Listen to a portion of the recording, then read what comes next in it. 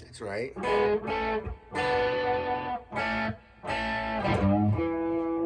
Oh yeah. AC/DC. Rock and roll ain't noise pollution. Rock and roll ain't gonna die.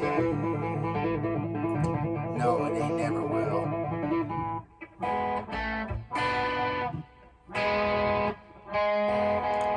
For second and third strings.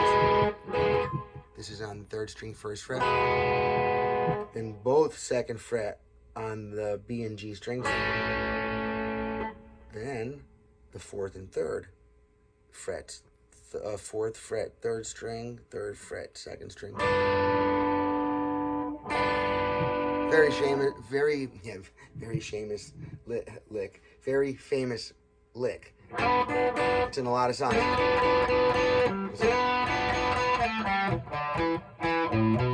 Oh, I don't want to get copyright claims on that now too. All right, hang on. So even let's see. So I wish you were here, Susie Q.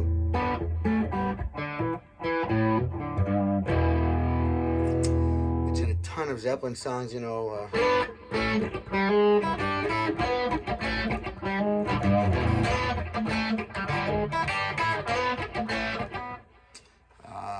And a bunch of other Creedence CCR songs as well. That's just a really dominant lick.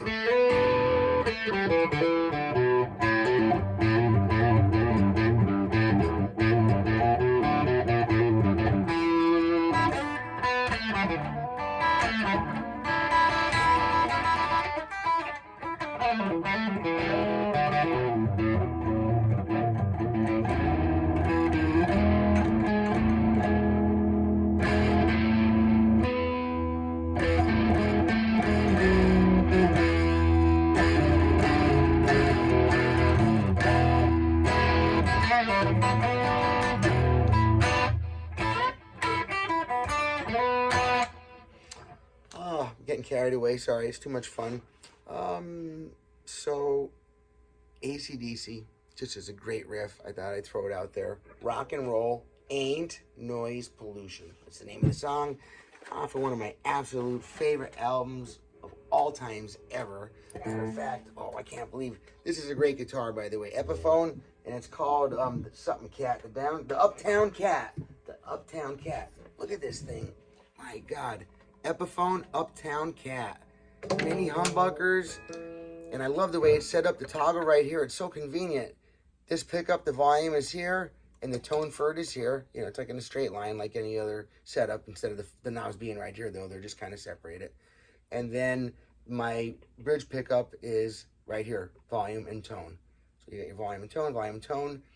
I like this kind of setup with this tailpiece. So the tension is pulling on the back of the guitar and not from another area. I love the design of it. I really dig the binding on the front and the back.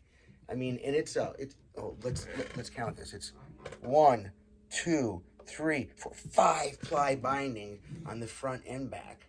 Okay, it's got, of course, binding on the neck, and I just love this gold Grover tuners. You know, gold hardware. Strap locks come on it. This right here is just so cool to see that they would put that much attention on the back of the guitar. It's this metallic gold color. I'm not sure that the lighting inside of here is doing it any justice at all. This thing is just unbelievable. What a beauty.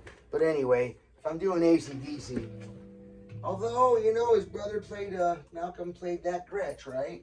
So, I think I'll just leave you with it that way. But I just can't help myself, being I have my SG right over here. I feel kind of committed to the SG fan club, you know, and my peers that are solid guitar slingers. That's what SG stands for, just in case you didn't know. SG stands for solid guitar. You see, Les Paul, who was the signature artist on the first Gibson solid body electric guitar, right? Because he invented it. Well, he and Leo Fender, we'll be fair about it. Ooh, I don't even know if, let's see. All right. Oh yeah, this song is definitely for the Gibson SG. Oh yes, big fat old humbuckers like this, not those little skinny ones like in the other guitar. Although I guess you can get it to sound like whatever with your equipment. So if you know how to set your stuff up, you can get almost any sound out of anything. It's just how much time you have and how good your ear is.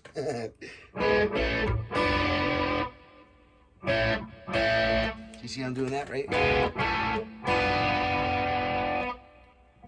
And then after the first riff, he goes. E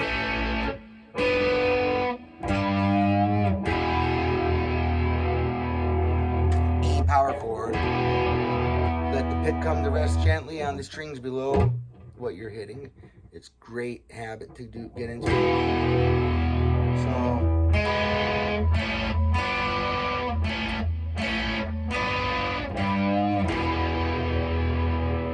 Second time, because it's like two riffs, like every other AC/DC song. They kind of pan back and forth between two versions of almost the same riff. Now this time,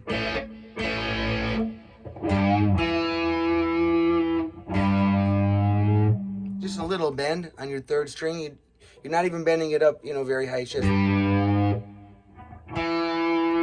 then landing on this E right here. Remember, D string, D sharp, E. You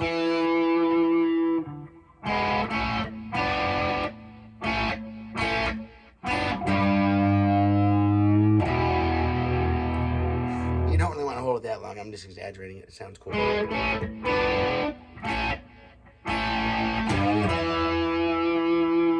you get some vibrato on there, that really makes it sound good, You put a finger on there. And you don't want to use your finger to do the vibrato, though. You kind of lock your hand on there, and you want to use your arm, all of it if you could. Sometimes I get a string, and I just... This muscle is a lot bigger than this little tiny one right here, right? So I engage that if I can.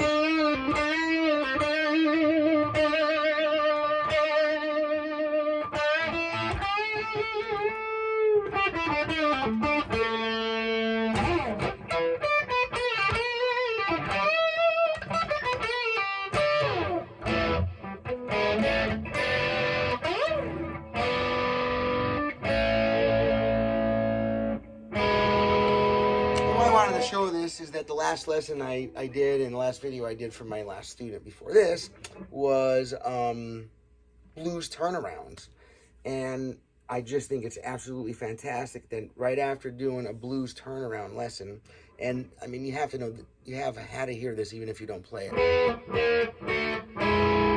That's the most famous and most used.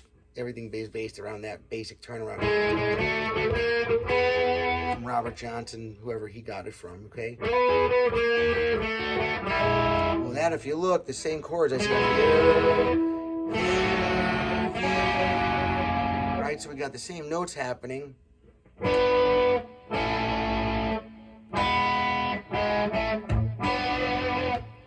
here he does a little A, it's mixing in the major scale a little bit. Well, we have the A major in there, so the note, even though not in the E blues scale, this note isn't in the blues scale, it is in the scale, well, it's in the song when you're playing the A chord.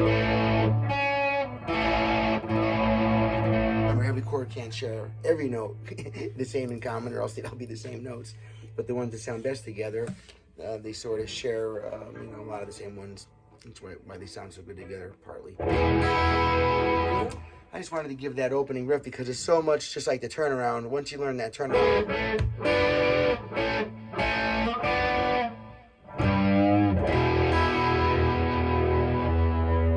you listen to that phrasing along to it.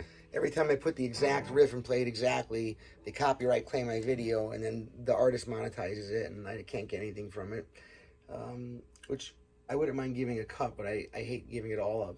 So I've learned that if I just put little pauses here and there between stuff, and then I can still teach the lessons and not have to worry about them taking the video off me when I'm finished making it.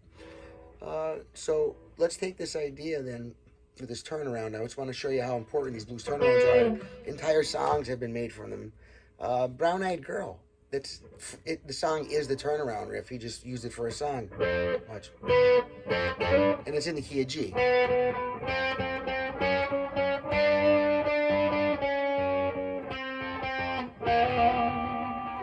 So we're just doing it now in G instead of G, G flat, F, E, E, F, F sharp, G.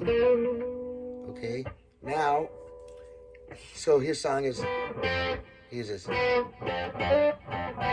then the same riff on the next chord of the song, which is C.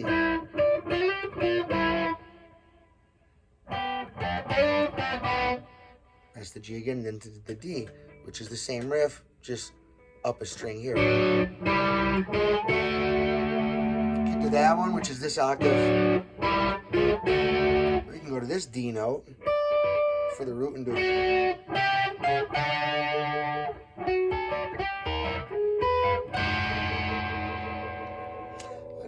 Another great song that was written basically with this basic turnaround line, I can't believe it, but Bob Dylan, who I think he was the author of Everybody Must Get Stoned, I'm pretty sure that's, I know he sings it, but I don't think it was a traditional song.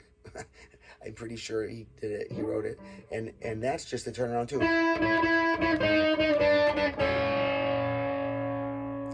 That's the first, he does it a couple times in that A chord. Everybody must get, right, and then it goes from the A to the next chord. In the A 12-bar blues would be D, so then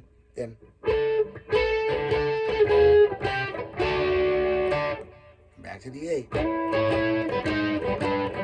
I'm just doing some lazy strumming there. I'm still only hitting the same two notes, and I'm letting this finger touch the open string between it, and instead of going, I'm just strumming it, and you're only hearing those two notes because the middle one's muted out. You see, I have a block there. Instead of this, everybody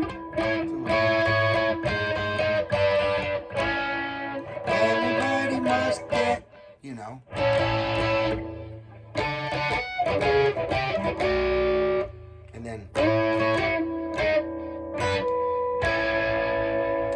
And then your E, you could do it here, you know.